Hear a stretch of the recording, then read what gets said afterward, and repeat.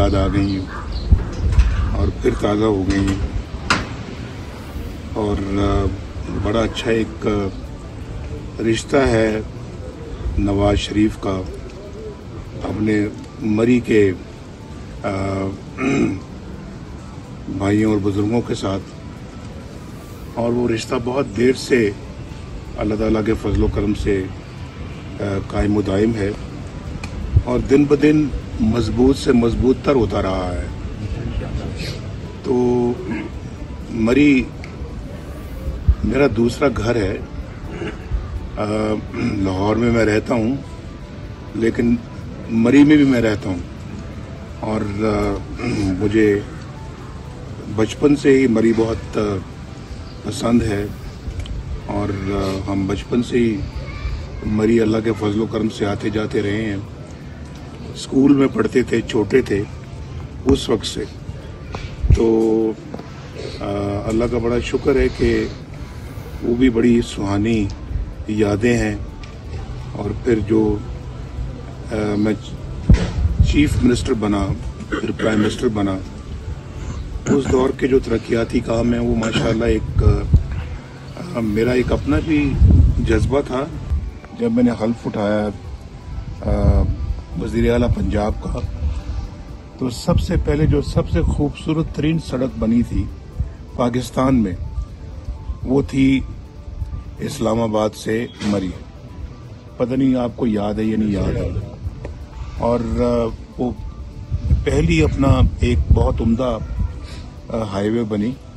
उससे पहले जो हाईवे थी वो बड़ी टूटी फूटी सी हाईवे होती थी और और तंग भी थी, किसी जगह तंग थी, किसी जगह खतरनाक मोड़ थे और वो पब्लिक ट्रांसपोर्ट चलती थी। एक का नाम होता था मरी हिल ट्रांसपोर्ट, एक का नाम था शायद को मरी ट्रांसपोर्ट और पिंडी मरी ट्रांसपोर्ट, और जीटीएस भी चलती थी। तो वो सारी बसें जो हैं वो पिंडी से चलती थी और यहाँ उसको एजेंसी कहते हैं या एजेंटी कहते थे। वहाँ आके वो खड़ी होती थी और सवारियाँ वहाँ से उतरती थी, चढ़ती थी। तो वो एक नक्शा आज भी जो है मुझे मेरे जहन में बिल्कुल याद है अच्छी तरह से मुझे। और फिर उसके बाद जो है वो उस वक्त का जो माल रोड था और उस वक्त का जो चीका गली थी, उस वक्त का तो ये जो नीचे अपना सनी बैंक था, तो ये इनकी अपनी एक खूबसूरती थी, पर करार नहीं रख सके हम उनकी खूबसूरती। असल में वो बहुत पहले से ख़राब हो गई है और उसको अब भी संभालने की ज़रूरत है। वो दिन मुझे आज भी बड़े हसीन दिन लगते हैं और आज भी याद है मुझे बहुत अच्छी तरह से। तो वो मरी का हुस्न वापस आना चाहिए और मरी के इर्द गिर्द की जो डेवलपमेंट है वो भी दोबारा एक नए जज्बे के साथ शुरू होनी चाहिए। मरी तो अब ज़िला बन गया है। 11,000 मेगावाट हमने अपने सिस्टम में इजाफी अपने सिस्टम में डाला। लोड शेडिंग ख़त्म हो गई और दिन रात मेहनत करके हमने मंसूबे बनाए और उनको लगाया, मुकम्मल किया। मैं बिजली के मंसूबों की बात कर रहा हूँ। तो डेढ़ साल में एक कारखाना बिजली का हमने मुकम्मल किया, जो माजी की हुकूमतें जो हैं वो 20-20 साल में मुकम्मल नहीं करती थी। उनके छोड़े हुए मंसूबे हमने जो है वो आके तो मुकम्मल किए।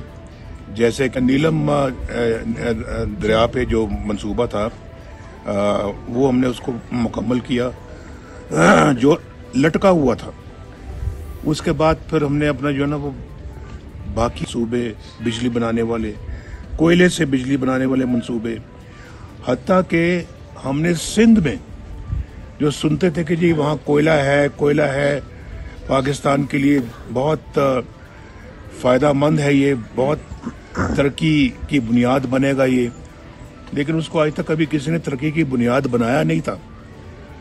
50 साल से मैं भी सुन रहा था कोयले की कानें हैं, कोयले की कानें हैं, लेकिन जब उसको इस्तेमाल ही नहीं करना तो फायदा क्या। हमने पहली मर्तबा उन कानों को जो है ना, वहाँ कोयले की कान को जाकर उस पर काम शुरू किया, कोयला निकालना शुरू किया और फिर वहाँ पे बिजली का कारखाना लगाया जो आज भी देखे जाके वहाँ कोयले से चल रहा है। पाकिस्तानी कोयला है। ये कोयला कहीं और से नहीं मंगवाया जाता, इसके लिए डॉलर खर्च नहीं होते। ये पाकिस्तानी कोयला है, तो इसको जितना मर्जी इस्तेमाल करके तो इसमें आप हजारों मेगावाट बिजली जो है वो बना सकते हैं, शायद लाखों भी बना सकते हैं। तो कम से कम किसी को इस काम तो शुरू करना चाहिए था। आज आने वाली हुकूमत ने देखिए बात रिकॉर्ड की है, और आपको पता है कि मैं अल्हम्दुलिल्लाह झूठ नहीं बोलता। सियासत के लिए झूठ बोलना भी कोई बात है? क्या खटेंगे आप सियासत के लिए झूठ बोलेंगे? यहाँ तो आप शायद आपको हुकूमत मिल जाए, उधर जाके क्या मिलेगा आपको? अवाम को धोखा दें, गलत बातें करें, झूठ बोलें और गलत कमिटमेंट करें, गलत वादे करें, सबस बाग दिखाएं और फिर कौमी सतह पे ये काम करें। आप कौम को धोखा दें और फिर ये तवक्को करें कि अल्लाह माफ़ कर देगा। अल्लाह माफ़ नहीं करता।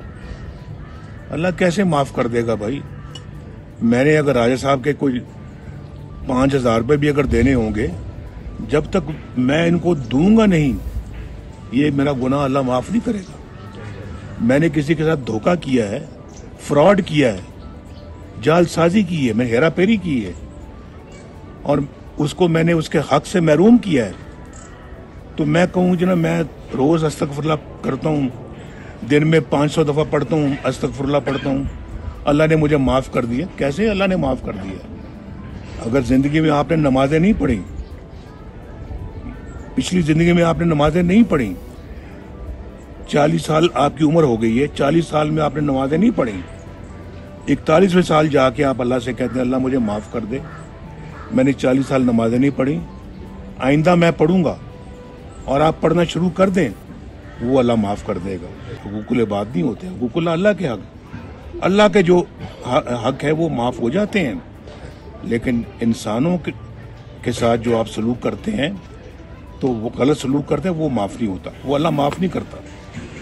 तो मैं ये कह रहा हूँ कि इसलिए झूठ नहीं बोलना चाहिए कि मैंने ये इलेक्शन जीतना है, हुकूमत में आना है, वज़ीर-ए-आज़म बनना है, सदर बनना है, तो मैं झूठ बोल के तो लोगों को धोखा दे के वोट मांगूं और वोट लूं और फिर मैं कुछ ना करूं, बल्कि उल्टा अपनी कौम को भी ख़राब करूं, कौम को भी मैं जो है ना वो उसके आदतों को बिगाड़ दूं, कौम की मैं जो जो अच्छे जहनों को मैं ख़राब कर दूं, उनको भी मैं आके धोखादही वाली बातें सुनाऊं आके और धोखादही सिखाऊं और लोगों की नशो नुमा जो है ना वो भी मैं उसमें भी को खराबी पैदा करूं, मुआशी हालात को ख़राब कर दूं, मुआशरती हालात को ख़राब कर दूं, समाजी हालात को ख़राब कर दूं, तो मैं मुझसे बड़ा जालिम इंसान तो फिर इस मुल्क में और कौन होगा? जो बात कहें सोच समझ के कहें और फिर उसको करें। हमारा ये अल्लाह के फजल करम से ये मोटो रहा है, असूल रहा है, तो कहना बल्कि कहें कम, करें ज़्यादा। लेकिन आपने हमारे दौर के बाद जो दौर देखा है, किस तरह का दौर था वो, पाकिस्तान के कल्चर को ख़राब कर दिया, तबाही फेर दिए और हसद, बुग़्ज़, मुनाफ़क़त, इन चीज़ों का तो वजूद ही नहीं होना चाहिए उस सतह पे जाके कभी। जब मैं वज़ीर-ए-आज़म था तो पाकिस्तान को डिफ़ॉल्ट से हमने उस वक्त भी बचाया। पाकिस्तान ग्रे लिस्ट में था, हम वाइट में लेकर आए और IMF के साथ हमने प्रोग्राम जो है ना वो खत्म किया, बाय बाय कहा उसको। कोई किसी मुल्क से हमने पैसा नहीं मांगा, एक धेला नहीं मांगा अपने दौर में। हमारे दौर में हिंदुस्तान के 2 वज़ीर-ए-आज़म पाकिस्तान आए और आके कहा जी हम बैठे, हम बैठ के आपसे बात करना चाहते हैं। कितनी अच्छी बात थी ये। और अमेरिका के सदर जो है ना वो मुझसे बात कर रहे हैं कि नवाज शरीफ साहब आप 5 अरब डॉलर ले लें, धमाके ना करें। तो मैंने अच्छा किया ना, मैंने 5 अरब डॉलर नहीं लिए, लेकिन धमाके कर दिए मैंने। वो 5 अरब डॉलर मैं कहता ना मुझे दे दो यार, पाकिस्तान के लिए नहीं, मुझे दे दो। वो कहता अच्छा तुम ले लो, धमाके ना करो। चाहे मेरा बाद में जो कुछ भी बनता वो बनता, मेरे साथ जो कुछ भी होता वो बाद में होता, लेकिन वो 5 अरब डॉलर मुझे भी दे देता। लेकिन हमारा अपना एक ज़मीर है, हमारा एक अपना जो है वो एक कॉन्शियस है, एक ज़मीर है, एक असूल है, और अल्लाह के फजलो करम से खौफ खुदा है। अवाम की बेहतरी और उसकी खुशहाली का एक ख्वाब लेके हम फिर रहे हैं, और वतन से मोहब्बत है, और इस मुल्क की मिट्टी से मोहब्बत है। हम कैसे जो है वो ये काम कर लेते। तो लेकिन सोचने वालों ने ये नहीं सोचा भाई नवाज शरीफ के खिलाफ कुछ और नहीं मिल रहा, भाई कुछ मिले हैं तो नहीं मिला, चलो इसको बेटे से तनख्वाह लेने पे फारग कर दो। तनख्वाह नहीं ली, इसको फारग कर दो। किसी मुल्क में ऐसा होता है? अगर होता है तो यार बताओ। ये पहली मिसाल पाकिस्तान ने कायम की है। पाकिस्तान ने कायम की कि अपने मुल्क के वज़ीर-ए-आज़म को अपने बेटे से तनख्वाह ना लेने पर फारिग कर दिया। नवाज शरीफ था, डॉलर 104 रुपए पे था। नवाज शरीफ था, सब्जियां 10-10 रुपए किलो मिलती थी। नवाज शरीफ था, रोटी 4 रुपए की थी। बिजली के बिल लोग हंसी खुशी अदा करते थे, और बिजली आ भी रही थी। पाकिस्तान के अंदर गैस भी आ रही थी। पाकिस्तान के अंदर हर चीज की माशाल्लाह फरावानी थी, और लोग तनख्वाहों में गुजारा भी करते थे और बचाते भी थे पैसे अपने बच्चों की शादियों के लिए, बेटियों के हाथ पीले करने के लिए। ये वो जमाना था 2017, जब इस मुल्क के ऊपर तलवारों से, कुल्हाड़ियों से वार किया। अच्छी भली इकॉनमी तबाह बर्बाद, अच्छा भला मुआशरा तबाह बर्बाद, अच्छा भला मुल्क तबाह बर्बाद। गरीबों के घरों में चूल्हा तक बंद हो गया, बुझ गया। पूछें लोगों से जाके किस तरह से जिंदगी बसर कर रहे हैं वो। आज ज्यादातर लोग तो इस मुल्क में गरीब हैं, अल्लाह ताला उन सब पे रहम करे। लेकिन एक आज 20-25 हजार रुपया कमाने वाला शख्स, जिसके 2-3 बच्चे भी हों और घर में और भी बड़े हों, बुजुर्ग, को गुजारा कर सकता है? यार बताओ मुझे, नहीं बताएं 25 हजार रुपये से कितने दिन गुजारा कर सकता है? कितने दिन चलता है ये? 1 हफ्ता? ठीक कह रहे हैं आप, ठीक कह रहे हैं। बाकी 3 हफ्ते क्या करता है वो आदमी? सोचें कि किसने इस मुल्क को इस हाल तक पहुंचाया है? किसने? ये सोचने वाली बातें हैं, बहुत सोचने वाली बातें हैं। किसने पहुंचाया है? बड़ा जुल्म किया है इन लोगों ने पाकिस्तान के साथ, बहुत भारी जुल्म किया है। और किस्से कहानियां तो आप सुन रहे हैं उनके बारे में, अब भी सुन रहे हैं आप। ये किरदार था उन लोगों का, ये किरदार था।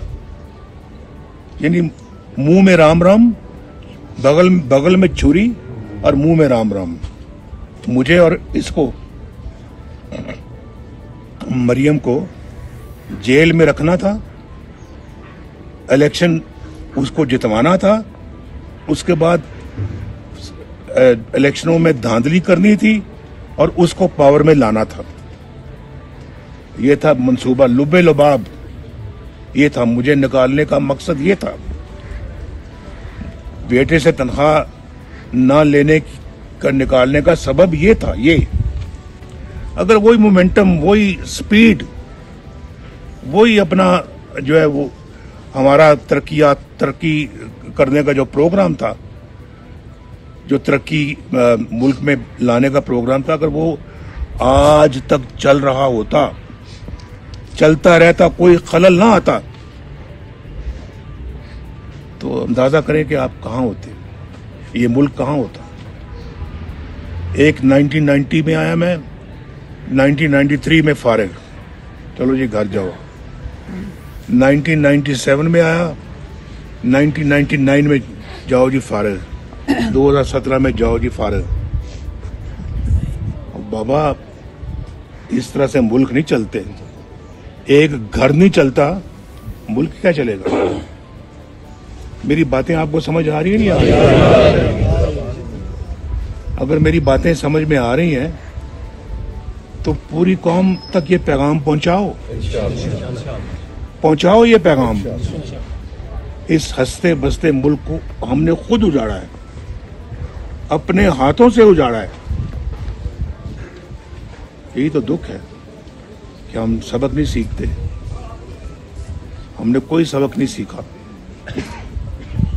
इसलिए आज देखें हमारा ये हाल है। हमें इस वक्त दुनिया के तरक्की याफ्ता मुल्कों में होना चाहिए था। हम तरक्की, जो पस्तरीन मुमालिक है तरक्की के हवाले से, हम उनमें शुमार होते हैं आज। उनमें बड़ा दुख होता है जी, ये सारी बातें याद करके सुना के बहुत अफसोस होता है। बहरहाल अल्लाह ताला करे कि हम अपनी इस्लाह करें और अल्लाह करे कि हम अपनी गलतियों से सबक सीख कर अपना मुस्तकबिल अच्छा करें। लेकिन ये किरदार अपनी हमारी कौम को अदा करना है। मैं किसी ओहदे या लालच, ओहदे या किसी हुकूमती या ओहदे के लालच में ये बात नहीं कर रहा, बिल्कुल नहीं कर रहा। अल्लाह ताला ने मुझे बहुत नवाजा है, बहुत कुछ मुझे अपना अता फरमाया है। माजी में 3 मरतबा अल्लाह ने मुझे वज़ीर आज़म बनाया। अल्हम्दुलिल्लाह कोई लालच नहीं है, कोई मफाद नहीं है। बस सब तो यही है कि अल्लाह ताला इस कौम की तकदीर बदल दे और इस कौम का मुस्तकबिल अच्छा करे अल्लाह जी। तो बहुत खुशी हुई जी मुझे आपसे मिलकर, ये चंद बातें कहने का मौका भी मिल गया।